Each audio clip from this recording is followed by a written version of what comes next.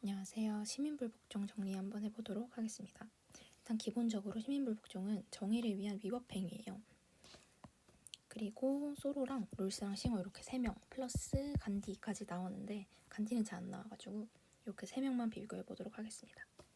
일단 공통점부터 살펴볼 건데 이게 체제 자체를 변화시키려는 건 아니에요. 그래서 헌법 자체를 뜯어 고친다 이런 개념은 아닙니다. 그래서 처벌을 감수하는 거고 자율적 판단에 따른 양심적 행위입니다. 이게 종교적 행위가 아니라는 거. 근데 단 이 종교적 행위가 양심적 행위에 부합은 할 수 있겠죠. 그냥 일치할 수는 있겠죠. 근데 기본적으로 종교적 행위 자체는 아니라는 거. 그리고 조건적으로 하는 거고 막 무조건적 해야 된다 이런 건 아니에요. 일단 소로부터 쭉 살펴보면 소로는 양심에 둬가지고 모든 부정의한 법. 이 부정의하다는 게 뭐냐면 자연법에 비추어 봤을 때 약간 치우친 거. 치우친 거, 형평성에 치우친 게 부정의한 법이라고 생각하고 즉각, 폭력도 가능합니다. 되게 호탕한 사람이죠. 근데 이분은 잘 안 나오고 롤스랑 싱어가 되게 자주 나오는데 일단 롤스는 근거를 다수의 정의관에 봤어요. 공정의 정의관이라고도 하고 공유된이라고도 하고 이게 패러프레이징 되는 단어가 진짜 많아요. 그래서 어떤 단어가 똑같은 단어인지 주목해 주시면 조금 더 쉬워질 것 같아요. 그래서 요 다수의 요 정의관 이게 바로 헌법의 근거 원리라고 할 수 있겠죠. 뭐 해석 기준이라고도 할 수가 있겠죠. 그래서 어떤 법을 해야 되냐? 정의의 원칙을 심각하게 위배한 거. 이 정의의 원칙 이퀄 사회협동체의 원칙입니다. 왜냐하면 룰스가 되게 중요하게 생각하는 게 호혜성이잖아요. 우리 다 같이 잘 먹고 잘 살 수 있는 거. 그래서 근데 이 정의의 원칙에 1원칙이랑 2-1 원칙, 기회균등 원칙 그건 포함되는데 2-2 차등의 원칙은 포함이 안 돼요. 왜냐하면 이게 측정이 난해해서 그래요. 그리고 이 심각하고 부정의한 법을 준수하는 경우도 있거든요. 이게 아까 무조건 아니라 그랬잖아요. 이게 왜 어떤 경우에 그러냐? 그러면 너무 센 처벌인 경우, 반역죄. 요게 이번에 그 육모, 구모에 나왔었죠. 이 시불입니다. 시민불복종. 간접적 시민불복종에 해당이 되고요. 그리고 국제문제. 왜냐면 국제문제를 국내에서 위반을 할 수가 있나? 위반 못하잖아요. 그래서 이때는 어쩔 수 없이 심각하게 부정의한 법을 준수하는 경우도 있습니다. 어떻게 해야 되냐? 일단 합법적 방법을 시도를 해봐야 돼요. 이게 합법적 수단의 확장이라고도 말하는데 의회에도 청원도 해보고 선거로도 바꿔보고 이렇게 막 너무 많은 걸 했는데 안 됐을 때 거의 궁극기로 쓰는 거죠. 최후의 수단으로 공개적으로 비폭력적으로 써야 됩니다. 근데 만약에 항상 최후의 수단으로 행해진다라고 물어보면 그건 아닙니다. 왜냐하면 모를 수도 있거든요. 이 김종익 쌤이 말씀하신 예신데 밥통교라는 교가 있어요. 교회 이런 게 있어요. 그 교는 밥통을 믿는 거예요. 이렇게 밥통을 믿어. 와, 밥통을 열었는데 밥이 나오네? 와, 신기하다. 이런 밥통교라는 교가 있어요. 이런 교는 인지 능력이 떨어진다고 봐요.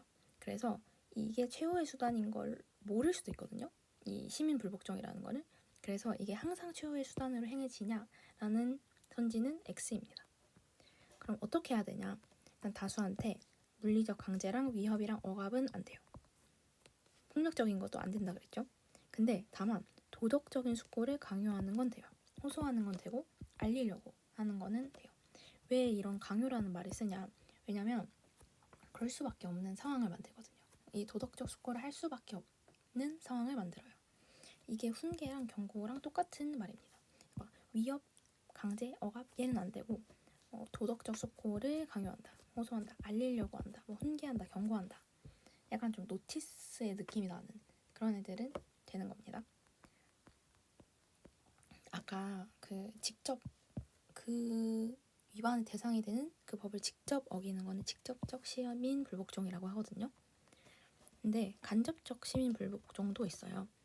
왜냐면 아까 여기 위로 올라가면 너무 센 처벌, 반역자 처벌법 이런 같은 거는 사형이잖아요. 그런 거는 그럼 이걸 어기면 사형인데 할 수가 없죠. 그래가지고 정의로운 법을 위반하는 거예요. 이 법이라는 게 합법적 민주적 권위거든요. 근데 이 정의로운 법을 위반함으로써 시민불복종을 하는 거죠. 그래서 만약에 반역죄 처벌법에 대해서 시민불복종을 하고 싶어. 근데 이게 너무 세잖아요. 그래서 교통법규를 위반하는 거예요. 뭐 도로를 점거한다든지. 그러면 이게 근데 법치주의에 저항하는 거는 아니에요. 왜냐면 아까 헌법 자체에 막 저항하고 헌법 자체를 뜯어 고치고 이런 거 아니라 했잖아요. 그래서 법치주의에 저항하는 거 아니고 법의 힘에 저항하는 거 아니라는 거. 그리고 때로는 부정의한 법도 어기지 말아야 할 이유가 있어요. 그래서 여기서 나올 수 있는 헌지가 법의 부정의가 그것을 지키지 않아도 될 충분 조건이 아니다. 여기서 잠깐 충분 조건, 그 필요 조건 말하면 A가 B의 충분 조건이다. 그럼 저는 얘를 바꿔요. A가 B의 충분 조건이다 하면은 A는 B가 되기에 충분하다. 이렇게 바꾸고 만약에 A가 B의 필요 조건이다 하면 A가 B의 필수 조건이다. 그래서 만약에 충분 조건이다. 그건 약간 이렇게 다 채워진 느낌이고 필요 조건이다 하면 여기만 채워져도 그냥 필수니까 스페어가 남아도 되는 이렇게 생각했었어요. 그래서 왜 때로는 부정의한 법을 어기지 말아야 할 이유가 있냐? 내가 왜? 왜냐하면 정의의 원칙을 완전히 보장하는 완전한 헌법을 제정하는 것도 어렵고 절차를 마련하는 것도 어렵기 때문이죠. 여기서 나올 수 있는 헌지가 입법의 법적 유효성은 준수의 충분 조건이 아니다. 굉장히 어려운 말이죠. 입법의 법적 유효성, 그러니까 완전한 헌법 제정하는 거 아니지. 입법의 법적 유효성, 이거는 그 법이 있는 거, 그거는 준수의 충분 조건이 아니다. 그러니까 내가 법이 있다고 그걸 무조건 지켜야 되는 거는 아니다. 왜? 항상 불완전한 절차가 있거든요.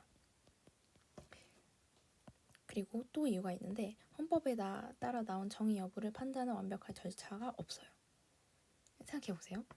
만약에 헌법에 이렇게 지금 그냥 우리 사회에서도 이거 정의롭지 않아 이렇게 판단할 절차가 있지가 않죠. 그러면 이거는 체제의 불가피한 한계예요. 그리고 결함이고 이런 거는 시민들이 분담을 합니다. 그래서 이익이나 혜택을 받을 경우 우리가 지금 이 나라에 살면서 뭐 안전도 보장받고 이렇잖아요. 그러면 준수할 자연적 의무가 있습니다.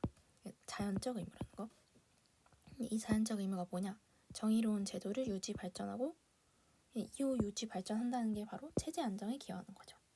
그럼 체제 안정에 기여하는 거 어떻게 하는 거냐? 일단 1번 법 지키기, 2번 부정의한 법도 지키기, 3번 심각하게 부정의한 법에는 시민 불복종하기. 그러니까 요 말이 이퀄 체제 안정에 기여한다. 요 말이랑 똑같죠.